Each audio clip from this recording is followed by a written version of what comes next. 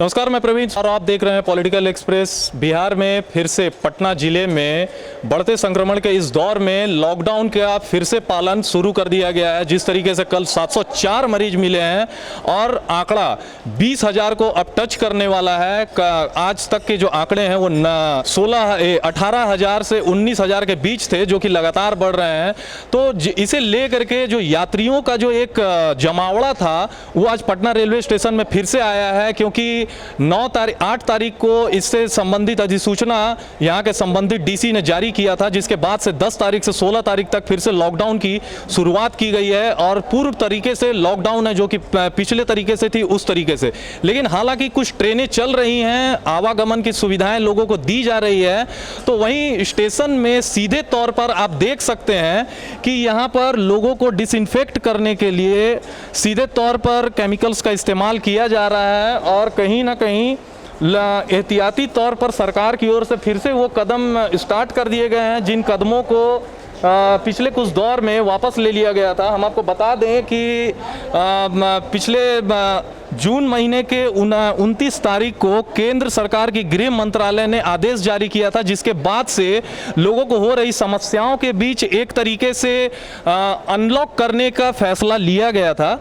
लेकिन इसके बाद से जिस तरीके से आप देख रहे हैं कि फिर से संक्रमण का दौर बढ़ता जा रहा है। यहाँ पर बहुत सारे यात्री पहुँचे हैं। हो सकता है हालांकि कुछ लोगों को जानकारी न हो इससे संबंधित, लेकिन एक तरीके से सुरक्षात्मक व्यवस्थाएं भी पूर्ण तौर पर की गई हैं। लोगों की सुविधाओं के लिए भी डेस्क लगाए गए हैं। उन डेस्कों में एक तरीके से रेलवे के कर्मचारी बैठे हुए हैं। उन कर्मचारियों के द्वारा सीधे तौर पर लोगों की जांचें की जा रही हैं, उन्हें कौन सी ट्रेन में जानी है। हर तरीके की सुख सुविधा पर ध्यान दिया जा रहा है, किसी को कोई परेशानी ना हो।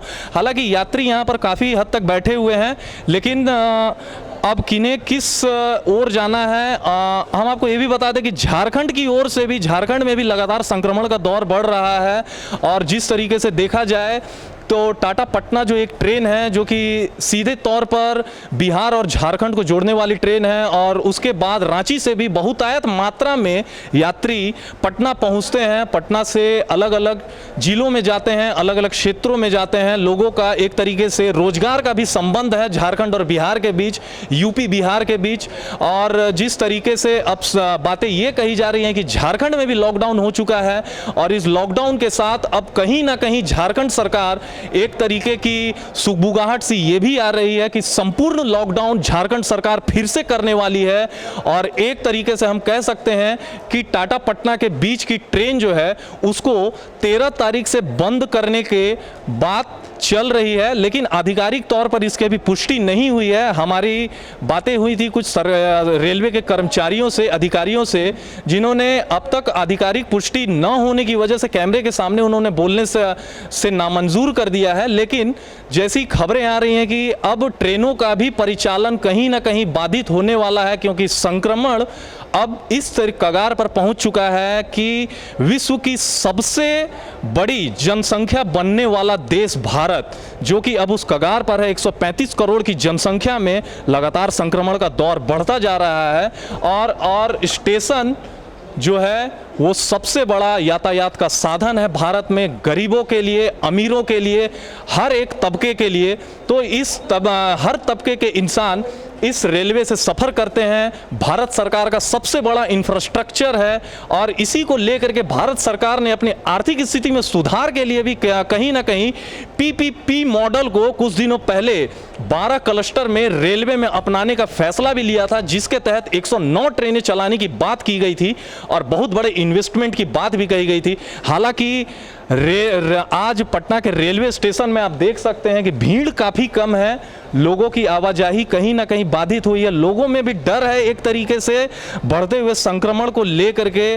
बच्चे भी आप देख सकते हैं कि मास्क में बैठे हैं, लोग मास्क लगाए बैठे पड़े हैं, और प्रशासन भी चुस्त दुरुस्त है। हर तरीके से कहीं ना कहीं कोई भी चूक ना हो जाए, साफ सफाई की भी बेहतर व्यवस्था चल रही है।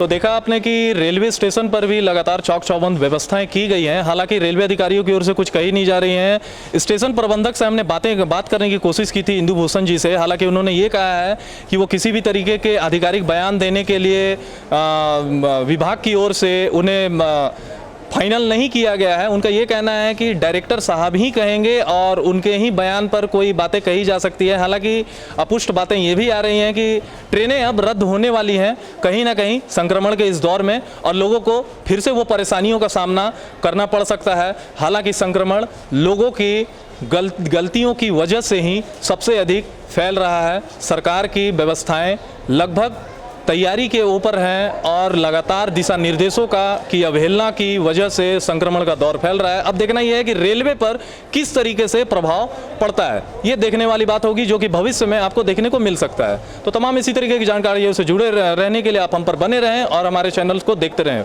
नमस्कार।